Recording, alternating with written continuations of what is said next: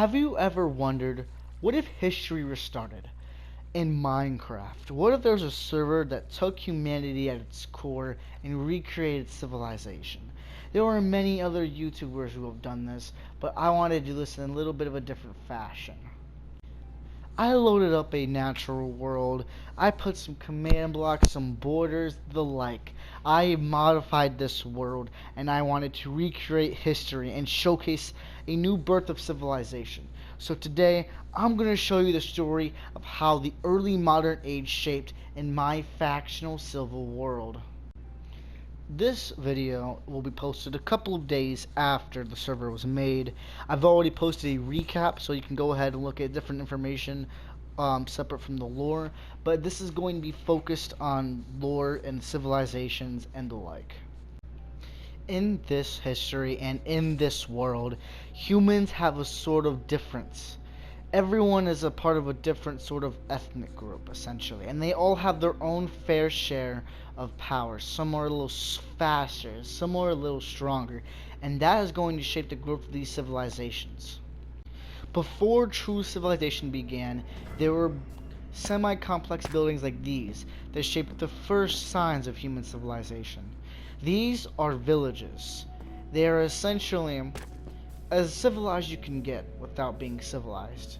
They didn't practice complex agriculture, but they did domesticate animals and the like. And they were able to spread across many of the fertile places, nearby lakes and rivers and such, and in forests and flat plains that created villages like this.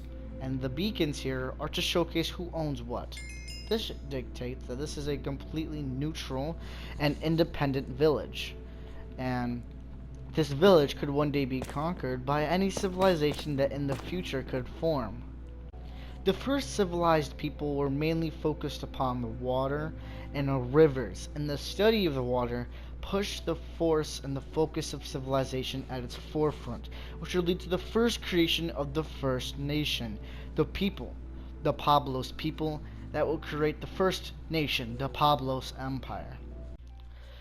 With the forefront culture of civilization being focused on the rivers and water systems, the first civilization would head out from these fertile rivers with lots of population to find their own location to start their first true civilization, to find a fertile and isolated place surrounded by water.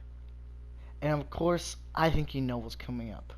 They would start to build on islands, fertile islands, to the point where these islands would become cities and would become their creations. Small islands would turn into buildings like this, and big islands would turn into their cities. And this would be the capital city. An incredible location built of incredible architecture and religious behavior of the water. This would really capture the incredible dream of civilization, to capture water's forefront and power. And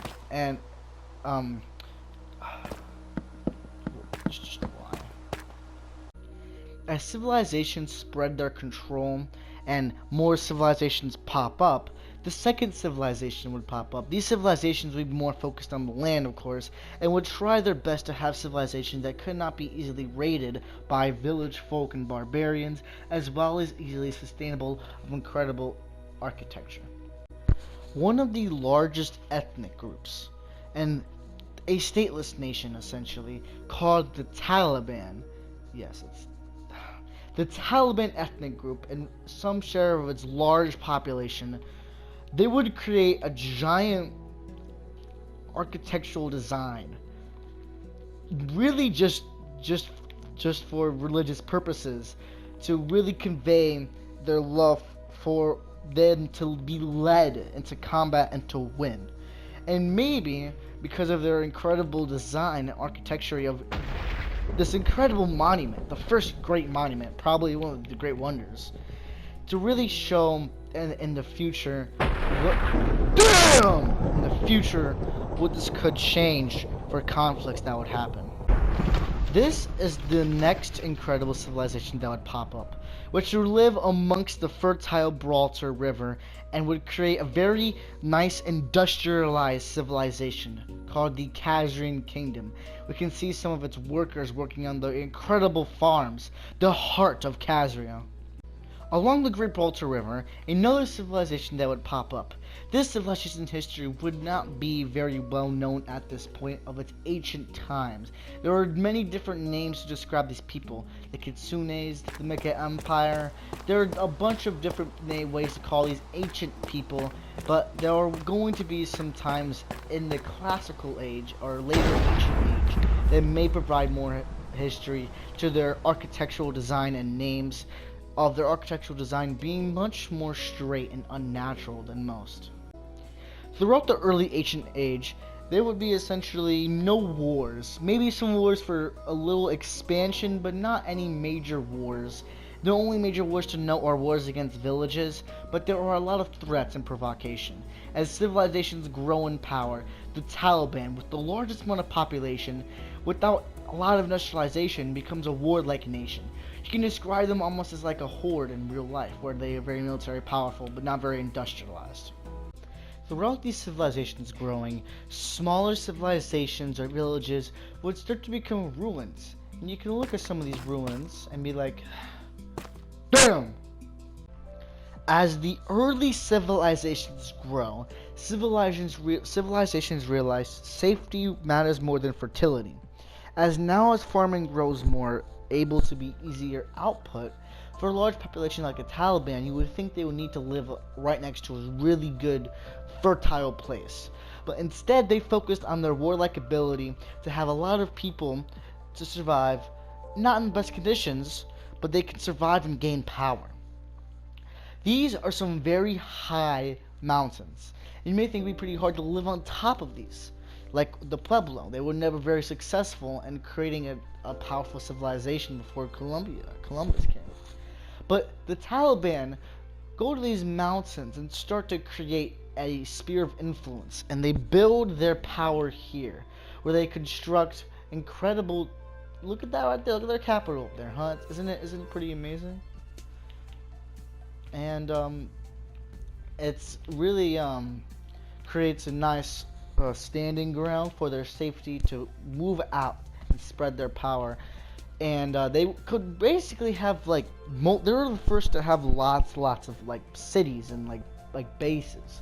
They would have farms in one place and bases in another. It would really use the land that they had to their advantage, because not a lot of civilizations were nearby this location. So it was quite useful for the future. That includes my recap of the lore of the factional civil world. If you want to learn a little more, go check out my recap, and don't worry, I'm going to start streaming. I know I said I would, but I'm going to actually start doing it now.